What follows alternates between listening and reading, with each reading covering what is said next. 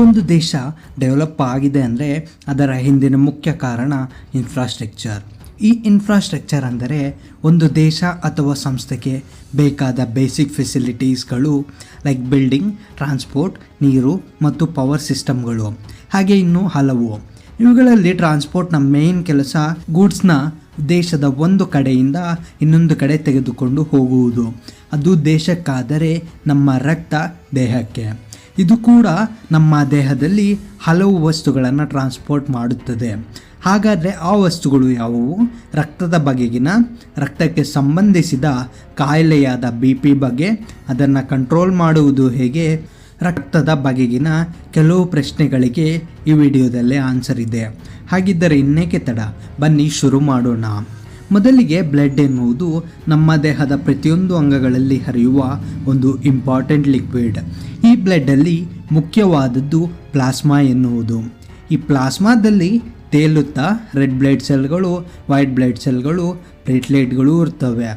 ಇನ್ನು ಬ್ಲಡ್ನ main work, ಅದರಲ್ಲೂ red blood ಸೆಲ್ಗಳು ಮತ್ತು ನಮ್ಮ ರಕ್ತವನ್ನು ರೆಡ್ ಆಗಿ ಕಾಣಲು ಕಾರಣ ಆದ ಪಿಗ್ಮೆಂಟ್ ಹಿಮೋಗ್ಲೋಬಿನ್ ನಮ್ಮ ದೇಹದಲ್ಲಿ oxygen, vitamins, hormones, waste material ಹೀಗೆ ಎಲ್ಲವನ್ನ ಒಂದು ಆರ್ಗಾನಿಂದ ಇನ್ನೊಂದು ಆರ್ಗಾನ್ಗೆ ಅವಶ್ಯಕತೆಗೆ ತಕ್ಕಂತೆ ತೆಗೆದುಕೊಂಡು ಹೋಗುತ್ತವೆ.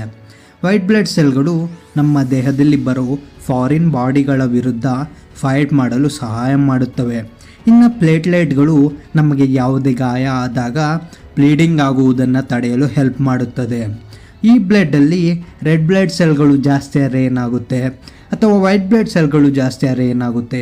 ಇವೆರಡೂ ಅಲ್ಲ, ಪ್ಲೇಟ್ಲೆಟ್ಗಳು ಜಾಸ್ತಿ ಆದರೆ ಏನಾಗುತ್ತೆ ಅನ್ನೋದ್ರ ಕಡೆ ನೋಡಿದ್ರೆ, ರೆಡ್ ಬ್ಲಡ್ ಸೆಲ್ಸ್ಗಳು ಜಾಸ್ತಿ ಆದರೆ ಅದು ಹಲವು ಮೆಡಿಕಲ್ ಕಂಡೀಷನ್ಸ್ಗೆ ನಮ್ಮನ್ನು ಗುರಿ ಮಾಡಿ ನಮ್ಮ ಬ್ಲಡ್ ಥಿಕ್ ಆಗೋಕ್ಕೆ ಕಾರಣ ಆಗುತ್ತದೆ. ಇದರಿಂದ ನಮ್ಮ ಬ್ಲಡ್ ಈಸಿಯಾಗಿ ಫ್ಲೋ ಆಗಲು ಆಗಲ್ಲ. ಇನ್ನು ವೈಟ್ ಬ್ಲಡ್ ಸೆಲ್ಸ್ಗಳು ಜಾಸ್ತಿ ಆದರೆ ನಮಗೆ ಇನ್ಫೆಕ್ಷನ್ಗಳು ಬರೋ ಸಾಧ್ಯತೆ ಇರುತ್ತದೆ. ಇನ್ನು ಪ್ಲೇಟ್ಲೆಟ್ಗಳು ಹೆಚ್ಚಾದರೆ ಆಗಲೂ ಇನ್ಫ್ಲೇಷನ್ ಜೊತೆಗೆ ಬೋನ್ ಮ್ಯಾರೋ ಇಶ್ಯೂಸ್ ಕೂಡ ಬರೋ ಸಾಧ್ಯತೆ ಇರುತ್ತದೆ. ಇನ್ನು ಗೊತ್ತಲ್ವ, ರಕ್ತದಲ್ಲಿರೋ ಈ ಮೂರು ಯಾವುದೇ ಕಾರಣಕ್ಕಾದರೂ ಕಡಿಮೆ ಆದರೆ ತಮ್ಮ ಕೆಲಸಗಳನ್ನು ನಿರ್ವಹಿಸಲು ಆಗದೆ ನಮ್ಮ ದೇಹಕ್ಕೆ ಟ್ರಬಲ್ ಕೊಡುತ್ತವೆ. ಇನ್ನು ಬ್ಲಡ್ ಪ್ರೆಷರ್, ಅದೇ BP, ಈಗ ಕಾಮನ್ ಆಗಿ ಎಲ್ರಿಗೂ ಬರೋ ಕಾಯಿಲೆ. ಬ್ಲಡ್ ಪ್ರೆಷರ್ ಕಾಯಿಲೆ ಇದ್ದವರಿಗೆ ಮೇಯ್ನಾಗಿ ಹೈ BP ಮತ್ತು ಲೋ BP ಅನ್ನೋ ಎರಡು ಕಂಡೀಷನ್ನಲ್ಲಿ ಯಾವುದಾದರೂ ಒಂದಿರುತ್ತದೆ. ಹೈ BP ಇರುವವರಿಗೆ ನಮ್ಮ ಹಾರ್ಟ್ ಹೆಚ್ಚು ಫಾಸ್ಟಾಗಿ ಬಡಿದುಕೊಳ್ಳೋ ಥರ ಮಾಡಿ ಆ ಹಾರ್ಟ್ ಬೀಟ್ನ ಲಿಮಿಟ್ ಜಾಸ್ತಿ ಆಗಿ ಅದು ನಮಗೆ ಹಾರ್ಟ್ ಅಟ್ಯಾಕ್, ಕಿಡ್ನಿ ಫೇಲ್ಯೂರ್ ಥರದ ಸ್ಥಿತಿಗಳನ್ನು ತರುವ ಸಾಧ್ಯತೆ ಇರುತ್ತದೆ.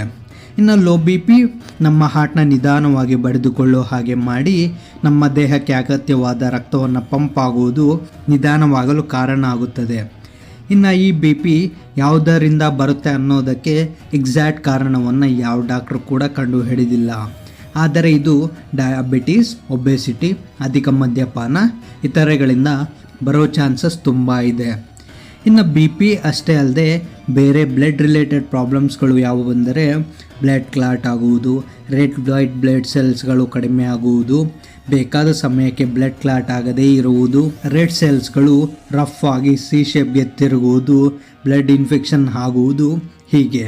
ಇನ್ನು ಐರನ್ ರಿಚ್ ಇರೋ ವಿಟಮಿನ್ B12 ಹೆಚ್ಚಿಗೆ ಇರೋ ಹಸಿರು ಸೊಪ್ಪುಗಳು, ಬೀನ್ಸ್ಗಳು, ಸೆರೆಲ್ಗಳನ್ನು ತಿನ್ನುವುದರಿಂದ, ವೆಲ್ ಹೈಡ್ರೇಟ್ ಆಗಿರುವುದರಿಂದ, ರೆಗ್ಯುಲರ್ ಆಗಿ ಎಕ್ಸಸೈಸ್ ಮಾಡುವುದರಿಂದ, ಸ್ಮೋಕಿಂಗ್ ಹ್ಯಾಬಿಟ್ ಇದ್ದರೆ ಸಂಪೂರ್ಣವಾಗಿ ಬಿಟ್ಟು ಬಿಡುವುದರಿಂದ, ಡ್ರಿಂಕಿಂಗ್ ಹ್ಯಾಬಿಟ್ ಇದ್ದರೆ ಲಿಮಿಟಲ್ಲಿ ಮಾಡುವುದರಿಂದ, ಸ್ಟ್ರೆಸ್ ಮೇಂಟೈನ್ ಮಾಡಿ ರೆಗ್ಯುಲರ್ ಆಗಿ ಕಂಟ್ರೋಲಲ್ಲಿ ಇರುವುದರಿಂದ, ಅಷ್ಟೇ ಅಲ್ಲದೆ ರಕ್ತ ಡೊನೇಟ್ ಮಾಡುವುದು ಕೂಡ ನಮ್ಮ ಬ್ಲಡ್ ರಿಲೇಟೆಡ್ ಪ್ರಾಬ್ಲಮ್ಸ್ನ ತಡೆಯಬಹುದು.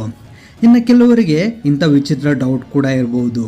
ಅದೇನೆಂದರೆ, ಒಬ್ಬ ವ್ಯಕ್ತಿ ಸತ್ತು ಹೋದ್ಮೇಲೆ ಅವನ ದೇಹದಲ್ಲಿರೋ ಬ್ಲಡ್ ಏನಾಗುತ್ತೆ ಅಂತ. ಆತ ಹೋದ ಮೇಲೆ ಆತನ ದೇಹದಲ್ಲಿನ ರಕ್ತ ಸಂಚಾರ ನಿಂತು ಬ್ಲಡ್ ಕ್ಲಾಟಿಂಗ್ ಆಗುತ್ತದೆ.